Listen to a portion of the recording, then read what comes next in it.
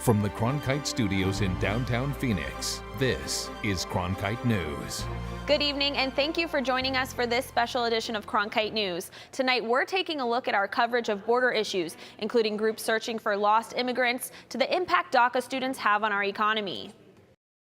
Up first, an exclusive glimpse at members of the San Diego-based nonprofit Águilas del Desierto, lacing up their boots and hitting the ground in search for missing migrants in the toughest desert terrains. Reporter Austin Westfall joined the group on a rescue mission this weekend. Austin? Families typically get in touch with the group through its Facebook page. And officials say they get about 7 requests a day, but they are only able to travel to the desert about 1 weekend a month to search for the missing.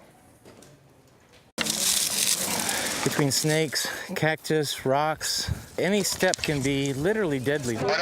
And that's the risk volunteers with humanitarian search and rescue group Águilas del Desierto, or Eagles of the Desert in English, face every day as they look for lives lost in the most desolate areas of Arizona's desert. This wife and the sister calling us, begging us to come and look for this person.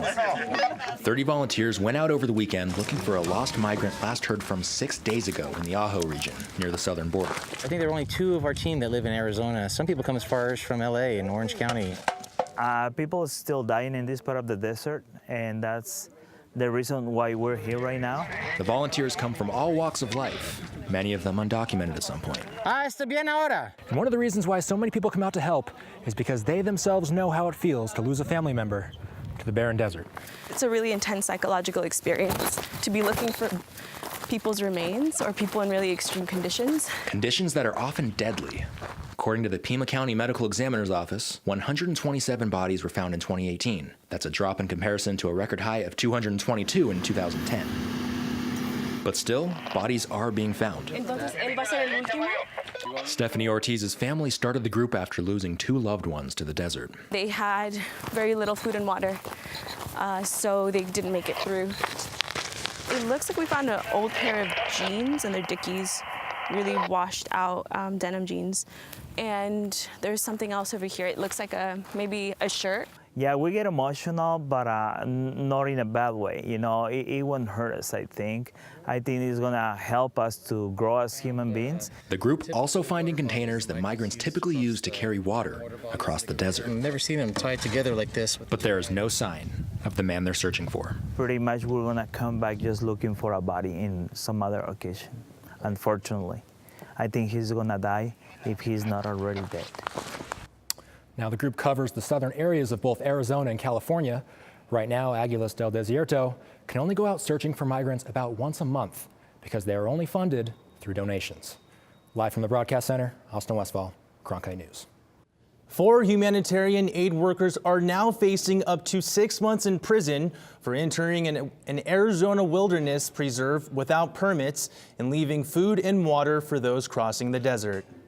The verdict came after the first of several trials for volunteers with the Tucson-based humanitarian aid group No More Deaths. Cronkite News reporter Lillian Donahue has been following this story since it first broke last year and has the latest. Lillian?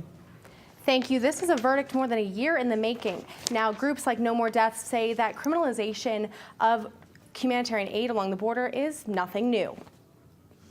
Thank you. Muchas gracias a todos. I feel like it's the same experience that I lived. Dan Millis was at last week's trial in Tucson, showing support for No More Deaths. He was convicted by the same judge in 2008 of a littering charge for his humanitarian aid work. Millis was eventually acquitted and says he's confident that the same could happen for those who were convicted Friday. They should keep at it, and they should rest assured that what they're doing is the right thing to do. The 4 women found guilty are among 9 No More Deaths volunteers charged with federal misdemeanors that range from driving without a permit to leaving personal property behind in the Cabeza Prieto Wildlife Refuge in southwest Arizona. It's a place where members of the group say they need access to, saving the lives of people crossing the desert. They claim the refuge officials haven't helped. But they have both, denied us permits, or they have modified the language in their permits to specifically prohibit the kind of work that we do. But Border Patrol Union members say the actions of aid groups along the border are not going towards the greater good. To the drug cartels, it's going to the people smuggling, and it's going to the people, the scouts that are up there trying to do harm. In the verdict, Judge Bernardo Velasco said the volunteers' act of leaving food and water, quote, erodes the national decision to maintain the refuge in its pristine nature. Despite this, the group members say they plan on continuing their work along the border while challenging their charges. We have some confidence that ultimately justice will be done in this case. According to No More Deaths, the date for sentencing is expected in the next 10 days. Meanwhile, the next 5 charged with similar misdemeanors will face trial late February, early March. Criminal prosecutors have declined to comment on the cases. In the media center, Lillian Donahue, Cronkite News. Some criticize President Trump's second State of the Union, saying his pleas for a border wall are beginning to sound a little bit like a broken record. Reporter Austin Westfall visited an ASU class devoted to the history and sociology of immigration issues to get their reaction. Austin? The class is called Facing Immigration 2. The objective for students is to learn and discuss the history of immigration and then turn those ideas into art.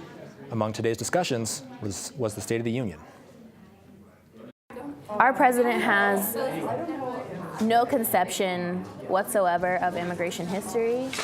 Brittany Romanello created butterflies as a symbol of mobility across borders today. She reflected on President Trump's State of the Union speech. When he talked about how I'm still gonna get the wall, like, no, you're not. You shut down the government for 30 days. No one was budging. We don't want the wall, and we don't want you to want the wall for us. Romanello is part of this immigration-focused class that's taught at ASU, in part by Associate Professor Alexander Avina. Avina says his analysis of the situation at the southern border contradicts what the president said last night. I think it's the same hardline immigration stance that he's articulated, which is completely fabricated and not based in reality. I think one of the advantages that we have being grounded here in Arizona is that we are closer to the actual reality of the border. And that reality is not reflected in the president's comments about there existing some sort of crisis at the border. Students happen to be working on a project using a technique called repujado, which uses metal foil to create imagery. For people who have been involved in immigrant rights and immigrant activism, the butterfly is a really potent symbol, right? Of free mobility across borders. We can make promises, providing some ideas, some positive ideas, instead of providing negative ideas of trying to separate people and, trying to build this wall. For Associate Professor Avina, there is a crisis at the border, only it's not the same one the president alluded to in his speech last night. Urgent national crisis. The crisis at the border are the more than 7,000 people that have died trying to cross into the United States from the Sonoran Desert. Now, Avina says he would have rather seen the president talk about realistic options for immigration reform. In the media center, Austin Westfall, Cronkite News. President Trump's offer to temporarily extend protection to Dreamers this weekend in exchange for border wall funds was rejected by Democrats. Here in Arizona, Cronkite News reporter Austin Westfall reports some of those who are part of the Deferred Action for Childhood Arrivals program are speaking out. If you want to protect the country, you don't do it by withholding federal paychecks, by using these Dreamers as bargaining chips. You don't hurt people and claim that you are trying to protect the country. Leslie Carrillo says she was speechless after hearing President Trump's proposal over the weekend of pushing through protections for those who are DACA recipients and immigrants who have temporary protected status. Carrillo is an ASU sophomore who was brought to the U.S. from Mexico when she was 7 years old. 300,000 immigrants whose protected status is facing expiration will now have 3 more years of certainty. The president's offer, she says, is not the solution to the DACA dilemma. A wall is going to be permanent. You cannot say that you are compromising when you are giving a temporary protected status to people that have been asking for protection for over 18 years. Phoenix immigration attorney Ray Ibarra-Maldonado says the president's offer is not substantial enough, especially since his administration has tried to kill both the DACA and TPS programs in the past. Efforts currently tied up in the legal system. He's losing in court on these 2 issues. I hope he continues to lose, and it's not an offer, it's not a bargain, it's nothing that we should jump at and be excited for that he's offering this. Anybody tells you otherwise doesn't understand the immigration issue, doesn't understand the border issue. This is a non-starter. For DACA recipients like Carrillo and others who hold the issue close to heart, they say it's important to speak up for what they feel is right. I think that the stakes are too high right now for us to compromise and to settle for what is being offered. In Phoenix, Austin Westfall, Cronkite News. In exchange for border wall funding and an end to the government shutdown, President Trump offered to extend protections for temporary status holders and deferred action for childhood arrivals, or DACA recipients. Cronkite News reporter Marcela Baedo spoke with two female entrepreneurs who have built a local business that may be in limbo if a permanent DACA solution is not reached. As DACA continues to be tied up in the courts, local DACA recipients are still weighing their options. I spoke with business owners that said despite the uncertainty, they are still expanding their brand and contributing to the Arizona economy. In this Phoenix print shop, dreams are created one t-shirt at a time.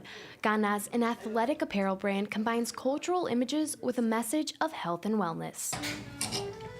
With help from the community, Carla Chavarria and Maxima Guerrero launched the brand in 2016, both of them coming to the United States as children from Mexico. Chavarria and Guerrero are DACA recipients whose futures in the United States are uncertain, but despite the challenges, they say they're persevering. The least of what I try to think about and like how do I move forward from like whatever situation I'm in, right? And what you can do with what you have.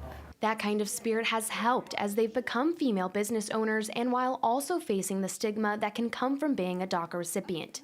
You know, how much hate we receive, we're still gonna push and we're still gonna contribute to our own well-being, which is also the basis of the company. Chavarria and Guerrero are just two of the more than 700,000 DACA recipients in the United States, according to U.S. Citizenship and Immigration Services. Their brand has been able to contribute to the U.S. economy by creating apparel just like this. And the truth of the matter is that they're contributing quite a bit into our economy. They're contributing about $40 million in state and local taxes, and also another $26 million in federal taxes. For Chavarria and Guerrero, their business is not only a way to survive, but a way to thrive. Someone who is undocumented, who is capable of creating their own business and brand, but also a way for us to take ownership of our lives.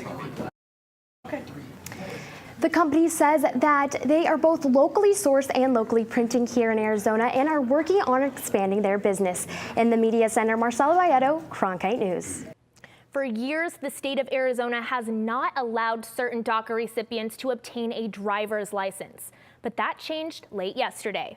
Cronkite News reporter Austin Westfall is live in the Cronkite News Media Center with how Governor Doug Ducey pivoted on the issue. The Arizona Department of Transportation confirms that anybody with a federally issued employment authorization can now get their hands on a driver's license in the state. And some of the community are saying that that's long overdue.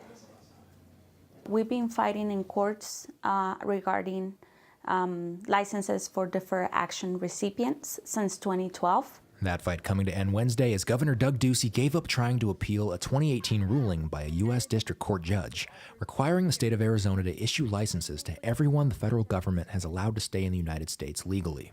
Local activist and former Dreamer Dulce Matuz has advocated for DACA recipients to get their licenses and says this is a win for the DACA community. Governor Doug Ducey unfortunately prolonged the discrimination here in the state of Arizona by allowing the executive order that Jan Brewer issued in 2012.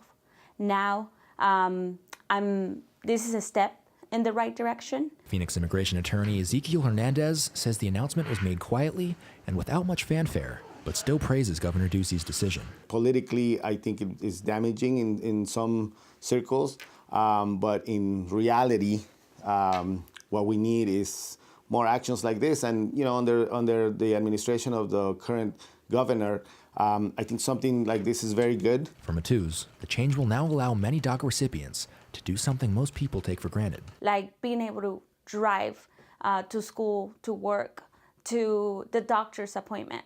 And I think this is going to be an opportunity for these individuals to continue with their future and to be able to progress. The state's legal battle against issuing DACA recipients' driver's license has cost the taxpayers thousands of dollars. In the Media Center, Austin Westfall, Cronkite News. Organizers in Tucson are working to collect signatures for a proposed ordinance allowing them to become Arizona's first sanctuary city. But the ordinance is already facing controversy. Cronkite News reporter John Cardinelli is joining us live with more on the heated debate. John? The Southern Presbyterian Church in Tucson is known as the birthplace of the sanctuary city movement back in the 1980s. But now, decades later, Tucson is trying to become Arizona's first sanctuary city if one local organization gets its way. When you really analyze what SB 1070 meant to all of Arizona, you start realizing that this is just the very first step into building an Arizona where we're all thriving. Zaira Olivier is the woman behind the People's Defense Initiative, pushing, they say, to make Tucson a more inclusive and welcoming city for everyone. ACLU attorney Billy Peard helped draft the proposed ordinance. No easy feat considering Arizona laws like SB 1070. So one example that, to my knowledge, has never been appeared anywhere else in other city ordinances is a provision that would prohibit local police officers from conducting certain types of law enforcement activities, so that it essentially limits the degree to which local police and Border Patrol can collaborate. The proposed ordinance is already raising eyebrows with some local lawmakers, like Arizona House Representative John Kavanaugh, putting its legality in doubt. Arizona law requires police officers, if they have reasonable suspicion to believe that a person's in the country illegal, and it's practical to do so, to detain that person, question them, and if they believe the person is here illegally, to call ICE. So the Tucson ordinance would be mandating that police officers break state law. Phoenix attorney Josh Nunez says what still remains from SB 1070 will make it difficult for the initiative, if passed, to be implemented. If the officer who's investigating some other crime and comes to believe, given the totality of the circumstances, that the individual is here unlawfully, then at that point he would be allowed to ascertain the legal status and would be allowed to contact ICE. And so the question is, does this initiative preclude that? And I don't think it does. It's for me personally. Peard says despite the potential challenges, there are no plans right now to revise the initiative. Well, the language that you have in your hand is the language that will be put before the voters in November if we obtain enough signatures to qualify for the ballot. If the people of Tucson vote in favor of the initiative, then I think it might stand a challenge, a constitutional challenge.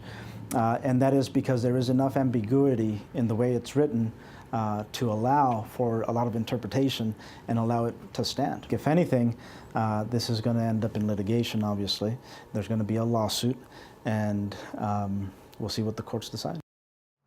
Currently, the People's Defense Initiative has around 2,000 signatures. They will need roughly 9,000 signatures by June in order to put it to voters on the November ballot. In downtown Phoenix, John Cardinelli, Cronkite News. On January 22nd, the Supreme Court allowed the president's transgender military ban to go into effect. Cronkite News reporter Hattie Meyer went to Tucson to meet up with two trans veterans who are helping others navigate the oftentimes difficult process of being transgender and being in the military. Hattie, what can you tell us about their service?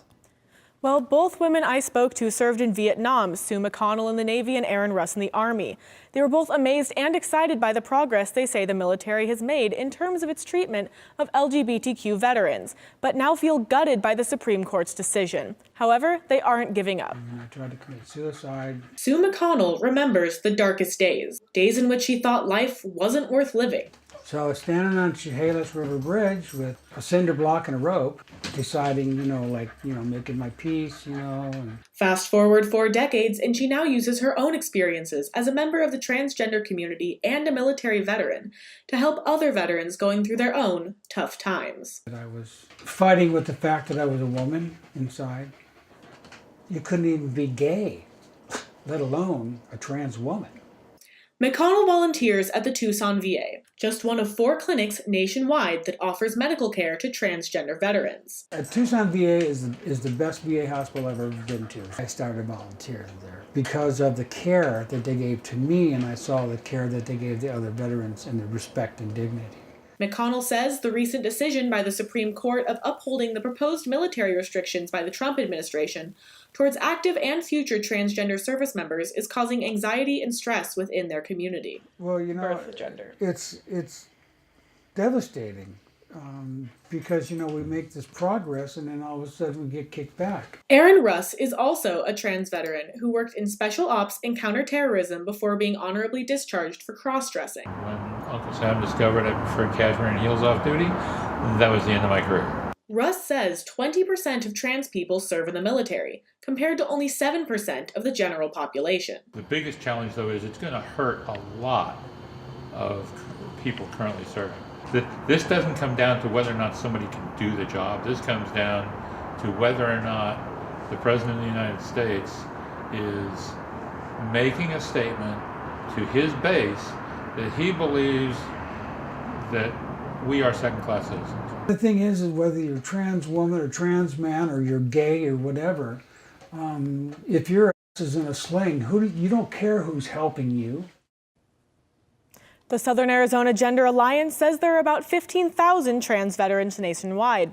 Both Aaron and Sue say they still have hope the lower courts will find the ban unconstitutional. In the broadcast center, Hattie Meyer, Cronkite News.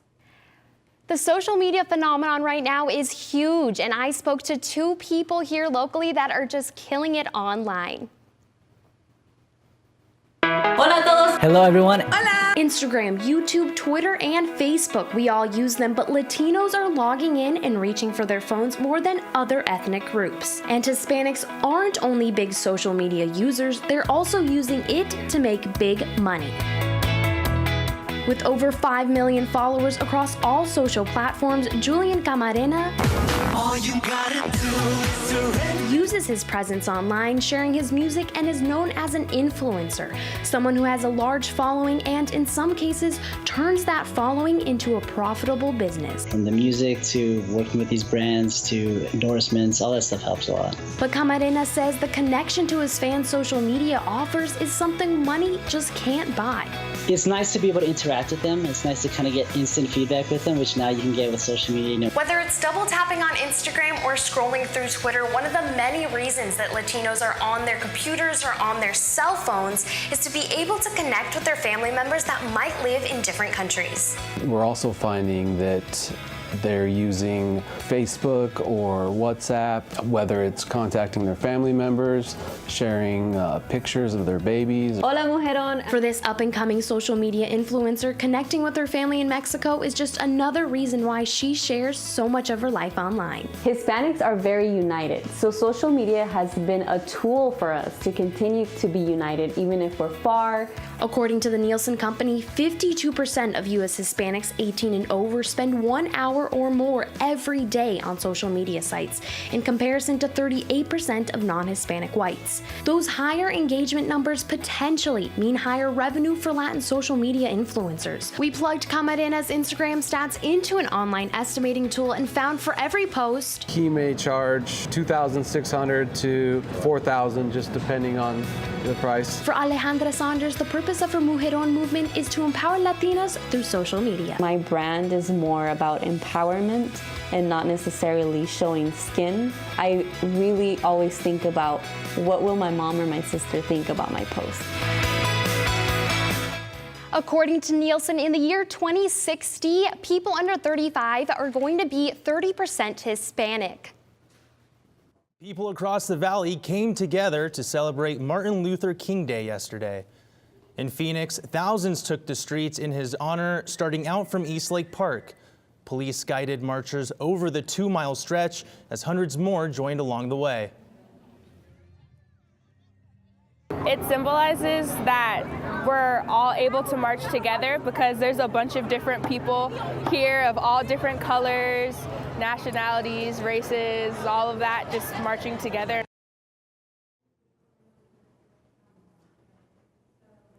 More people gathered this weekend to show their support for the numerous women's marches held across the country. Marcela Bayeto took a look at how the Phoenix March dealt with the controversy of anti-Semitic behavior. As thousands of people gathered near downtown Phoenix Saturday for the Women's March, some of those who were there didn't shy away from addressing a controversy that's recently struck the movement. Two leaders, Tamika Mallory and Carmen Perez of the National Women's March organization, are under fire after allegations of anti-Semitic behavior have come to light. Both of them supposedly making anti-Semitic statements during planning meetings, while Mallory has been criticized for attending a march alongside Louis Farrakhan, the leader of the Nation of Islam, who has made disparaging remarks against the Jewish faith in the past. And that's one of the reasons why this year we decided not to list our march on their website, that we carry the similar message of equality and women's empowerment, but we don't see eye to eye on those statements.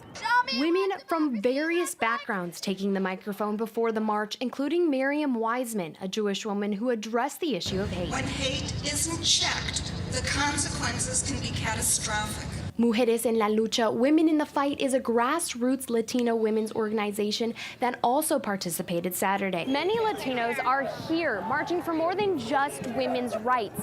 Some of their issues that they're advocating for are for the end of racial profiling, diverse representation, and immigration reform. Women's issues are everyone's issues, including the Latino community.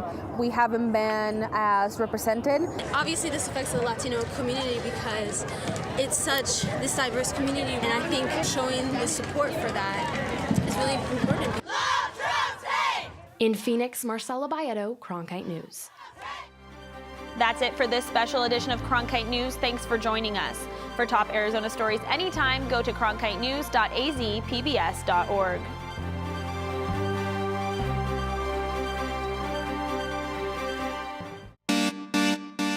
Stay in the know on the go. At Cronkite News, we work hard to report the facts and keep you updated, whether we're on set or on the scene. Taking it from the studio to the field. So I'm here in South Phoenix. In Phoenix, we're just a click away. Follow us on Facebook and Twitter, or find us online at cronkitenews.azpbs.org.